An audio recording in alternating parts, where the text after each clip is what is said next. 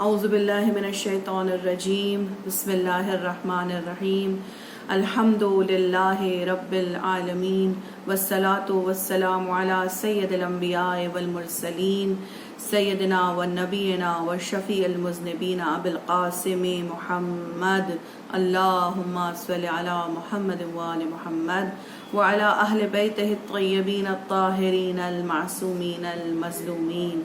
بسم اللہ الرحمن الرحیم۔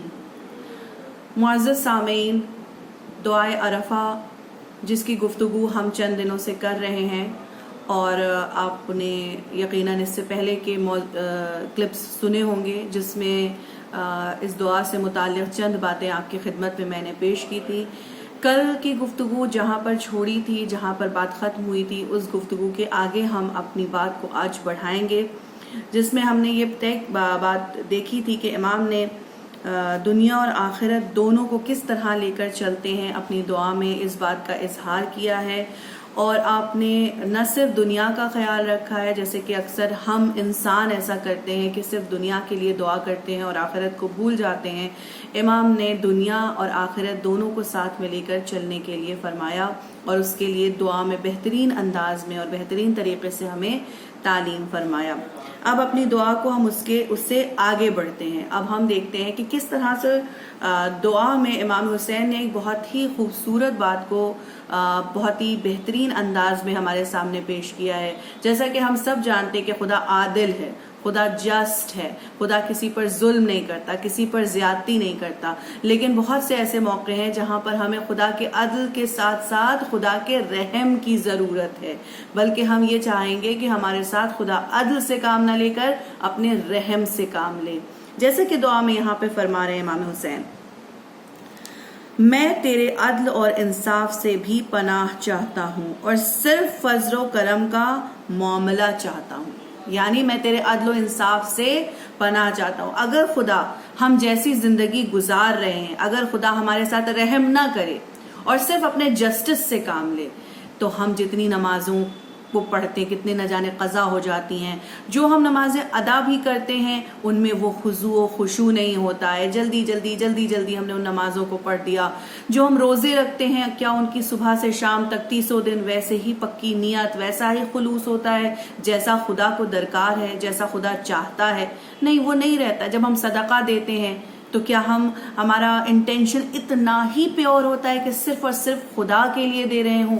یعنی اسی طرح دیگر اعمال کے بارے میں بھی اگر ہم سوچیں، اگر خدا جسٹس سے کام لیتے ہوئے ہمارے اعمال کو جج کرے تو شاید کوئی بھی انسان جنت میں نہ جا سکے سوائے اہل بیت اطہار محمد و آل محمد کے، کسی کو شاید حق نہ ہو کہ وہ جنت میں جا سکے۔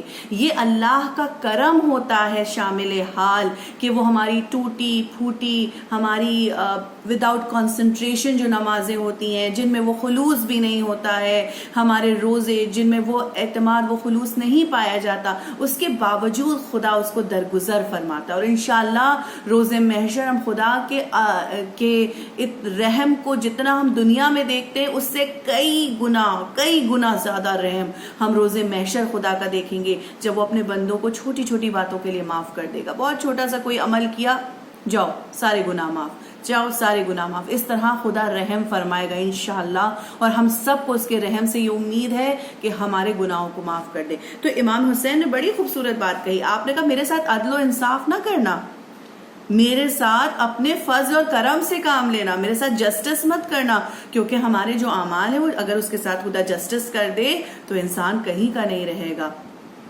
تو امام نے یہ فرمایا۔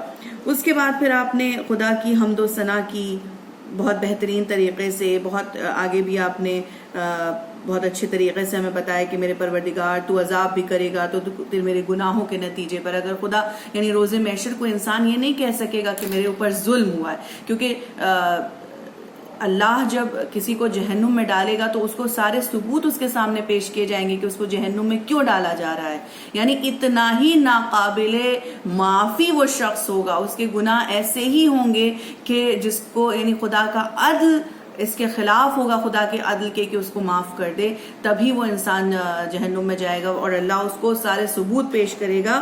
تو امام یہی فرما رہے ہیں کہ انسان اس کا حقدار ہوگا کہ اس کو جہنم میں ڈال دیا جائے۔ اب آپ دیکھیے کہ امام نے انسان کے لیے جب کتنی امپورٹنٹ سائیکولوجیکلی کتنی امپورٹنٹ چیز ہوتی ہے کہ انسان کو جس سے مدد درکار ہوتی ہے، انسان جس سے مدد چاہتا ہے، اس کو چاہتا ہے کہ وہ اس کے قریب ہو.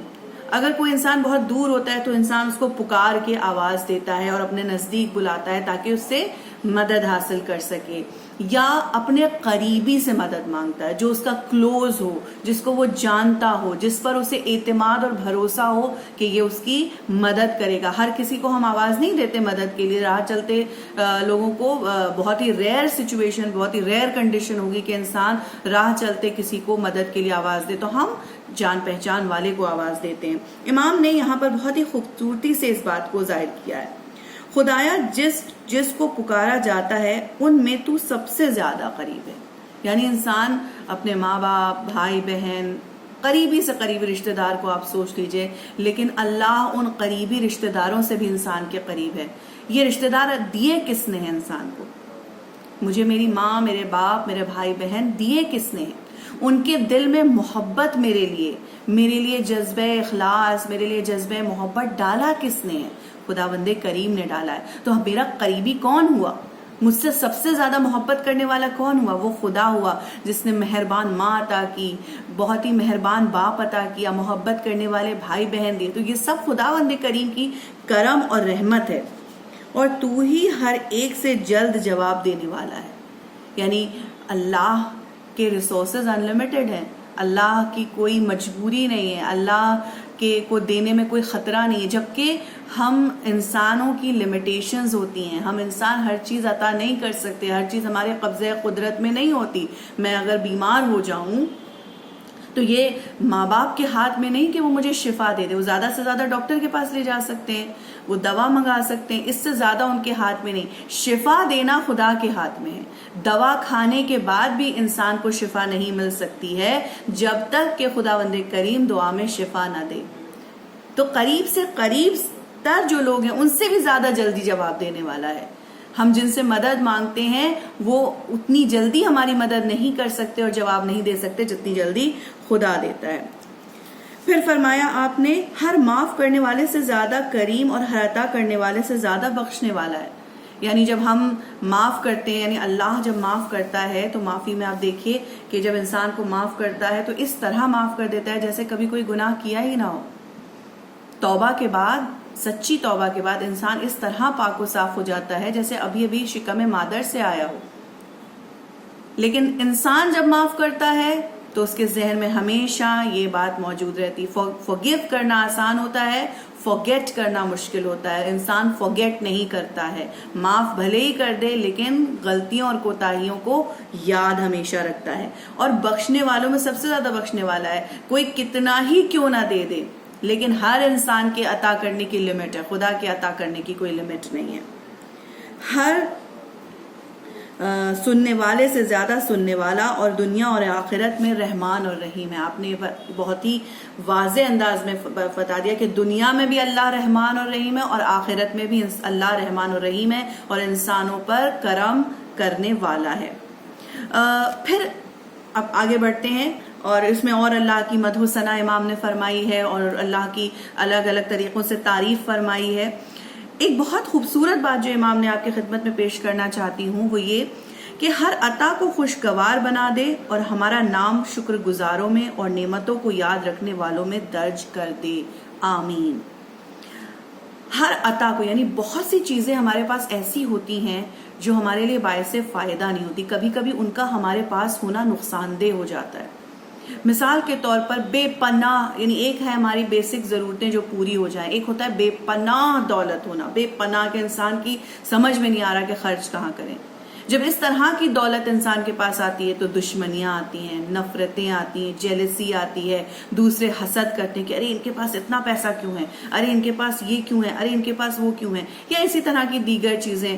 کہ بہت سی چیزیں ایسی ہوتی ہیں کہ اگر اللہ عطا کر دے تو وہ انسان کے لیے باعث مصیبت ہو جاتا ہے. تو کیا امام حسین کیا فرما رہے ہیں یہاں پر کہ جو بھی چیز مجھے تو دے رہا ہے وہ میرے لیے خوشگوار ہو، وہ میرے لیے اچھی ہو، میں اس سے خوش ہو سکوں، وہ میرے لیے باعث مصیبت اور پریشانی نہ بن جائے کہ عطا بھی ہوا، نعمت ملی، لیکن وہ نعمت میرے لیے باعث مصیبت، باعث پریشانی ہو جائے۔ تو کتنی خوبصورت بات کہی کہ ہم جب بھی کوئی چیز مانگتے ہیں، ہم صرف یہ مانگتے ہیں کہ ہمیں یہ دے دے، ہمیں وہ دے دے، ہمیں وہ دے دے۔ کبھی ہم یہ دعا کرتے ہیں کہ اس کو ہمارے لیے خوشگوار بھی بنا دے، اس سے ہمیں خوشی بھی حاصل ہو، یہ ہمارے لیے رونے اور پریشانی کی وجہ نہ بن جائے۔ پھر آپ نے فرمایا بہت ہی خوبصورت بات، آپ دیکھیے کہ آج مطلب روز عرفہ کی یہ دعا ہے، تو روز عرفہ کے لیے امام حسین کہہ رہے ہیں خدایا ہم اس شام کے وقت تیری طرف متوجہ ہیں، تیری طرف مطلب اٹینشن ہے ہمارا، جسے تو نے باشرف اور باعظمت قرار دیا، وہ شام جو باشرف ہے، جس کو بہت عظمت حاصل ہے، ہمارا وسیلہ تیرا رسول، تیری مخلوق کا منتخب ترین بندہ، یعنی اب رسول کی وسیلے سے، توسل سے امام دعا کر رہے ہیں، اور امام تیرے ثواب کی بشارت دینے والا، تیرے عذاب سے ڈرانے والا اور تیرے روشن چراغ پیغمبر ہے۔ یعنی اب رسول خدا حضرت محمد مصطفیٰ صلی اللہ علیہ وآلہ وسلم کے وسیلے سے امام حسین دعا کر رہے ہیں کہ ہم ان کے ذریعے تیری بارگاہ میں آ رہے ہیں۔ آج کی شام مجھے ہر اس نعمت میں حصہ قرار دے جسے تو اپنے بندوں پر تقسیم کر رہا ہے۔ کتنی پیاری بات امام نے فرمائی، یعنی آج تیرے جتنے بھی بندے ہیں، جن کو بھی تو کچھ عطا فرما رہا ہے، اس میں میرا حصہ بھی قرار دے، جو بھی نیکی، جو بھی نعمت، جو بھی اچھائی تو لوگوں میں تقسیم فرما رہا ہے، اس میں میرا حصہ بھی قرار دے دے۔ اور جس نور سے ہدایت کر رہا ہے، اور جس رحمت کو نشر کر رہا ہے، اور جس برکت کو نازل کر رہا ہے، اور جس لباس عافیت سے پردہ پوشی کر رہا ہے، لباس عافیت یعنی اپنے رحم سے لوگوں کے رازوں کو چھپا رہا ہے، جس رزق میں وسعت دے رہا ہے، یعنی ایسا رزق جس کو تو وسیع کر رہا ہے، اے تمام رحم کرنے والوں سے زیادہ رحم کرنے والے، یعنی میرا حصہ ان تمام چیزوں میں کر دے جو دوسروں کو تو عطا کر، یعنی سب کو عطا کر اور ساتھ ساتھ مجھے بھی عطا کر۔ خدایا میں اس وقت واپس جاؤں تو کامیاب، نجات یافتہ، نیک عمل، بہرور اور فائز الامر واپس جاؤں، یعنی آج میدان عرفات سے جب کہہ رہے ہیں میں امام حسین کہ میں لوٹوں، اور ہم روز عرفہ جو میدان عرفات سے دور ہے، ہمیں بھی یہ دعا کرنی چاہیے کہ یا اللہ ہم نہیں پہنچ سکے میدان عرفات تک، لیکن اس کے فائدوں کو مجھے عطا کر دے، اس کی نیکیوں کو مجھے عطا کر دے۔ تو کیا فرما رہے ہیں کہ میں خالی ہاتھ نہ جاؤں، آج ایسا نہ ہو کہ اتنا مبارک دن تو سب کو عطا کرنے والا ہے، سب کو دینے والا ہے، اور میں محروم رہ جاؤں، ایسا نہ ہونے پائے۔ مجھے مایوس رحمت نہ قرار دینا، ایسا نہ ہو کہ میں تیری رحمت سے مایوس ہو جائے، مجھے ان میں سے نہیں قرار دینا، اور اپنی رحمت سے خالی نہ رکھنا، میری امیدیں محرومی کا شکار نہ ہو جائیں، یعنی ہمیں تجھ سے امید ہے کہ تو عطا کرے گا، کہیں وہ محرومیت اس میں نہ آ جائے، مجھے اپنے فضل و کرم سے الگ نہ رکھنا۔ کتنی پیاری بات، جس عطا کی امید رکھتا ہوں اس سے مایوس نہ ہو جاؤں، جو تجھ سے مانگنے آیا ہوں کہ تو یہ دے گا، تجھ سے یہ امید ہے، تو معاف کرے گا، تو ہدایت دے گا، کتنی چیزیں امام حسین نے اس میں ارشاد فرمائی، اور اس کے علاوہ دیگر ہماری دنیاوی جو حاجات ہیں جو ہم اللہ سے کرتے ہیں، تو آپ فرما رہے ہیں میں مایوس نہ رہ جاؤں، ایسا نہ ہو کہ میں مانگوں تیرے در سے ملے نہ، اور تیری بارگاہ سے نامراد واپس نہ جاؤں۔ کتنی پیاری بات، اپنے دروازے سے نہ ہٹا دینا، اور بہترین بخشش کرنے والے اور بلند ترین کرم کرنے والے، میں تیری طرف بڑے یقین کے ساتھ متوجہ ہوا۔ یعنی امام حسین کس طرح سے پلیڈ کر رہے ہیں اللہ کی بارگاہ میں کہ میں بہت یقین کے ساتھ تیرے پاس آیا ہوں، مجھے بہت امید ہے، مجھے بہت یقین ہے کہ تو دعاؤں کا سننے والا ہے، ایسا نہ ہو کہ میں تیرے دربار سے خالی ہاتھ پلٹ جاؤں۔ یعنی آپ دیکھیں ایک انسان کا اللہ کی بارگاہ میں دعا کرنا، کس طریقے سے امام حسین اللہ کی بارگاہ میں گڑ گڑا رہے ہیں، مانگ رہے ہیں، اور کتنا ہمیں متوجہ کر رہے ہیں۔ کتنی خوبصورت یہ بات آپ نے ارشاد فرمائی کہ دعا جو مانگ رہا ہوں وہ میرے لیے خوشگوار بھی ہو، یہ بھی ہمارا اٹینشن اس طرف لا رہے ہیں کہ جو تم مانگ رہے ہو یہ بھی دیکھو کہ وہ تمہارے حق میں بہتر ہے کہ نہیں ہے۔ یعنی ہم کتنی چیزیں خدا سے مانگتے ہیں، میں بھی کتنی چیزیں خدا سے مانگتی ہوں، اور پھر یہ امید یعنی رکھنا ضروری ہے کہ وہ میرے حق میں خوشگوار ہو۔ تو امام حسین علیہ الصلوۃ والسلام نے ہمیں بتایا کہ دعا میں کس طریقے سے خدا کی بارگاہ میں گڑ گڑایا جاتا ہے، کس طریقے سے دعا مانگی جاتی ہے، اور روز عرفہ کی عظمت اس میں واضح ہو رہی ہے کہ یہ وہ دن ہے کہ جس میں خداوند کریم اپنے بندوں کو بخشتا ہے. اور بلکہ ہمارے چوتھے امام سے بھی ملتا ہے کہ کوئی سائل لوگوں سے بھیک مانگ رہا تھا تو امام نے حیرت ظاہر فرمائی کہ تم آج کے دن بھی دنیا میں لوگوں سے مانگ رہے ہو، جبکہ خداوند کریم آج کے دن اس طرح سے تقسیم کرتا ہے، اس طرح سے عطا کرتا ہے، اور تم دنیا میں لوگوں سے مانگ رہے ہو.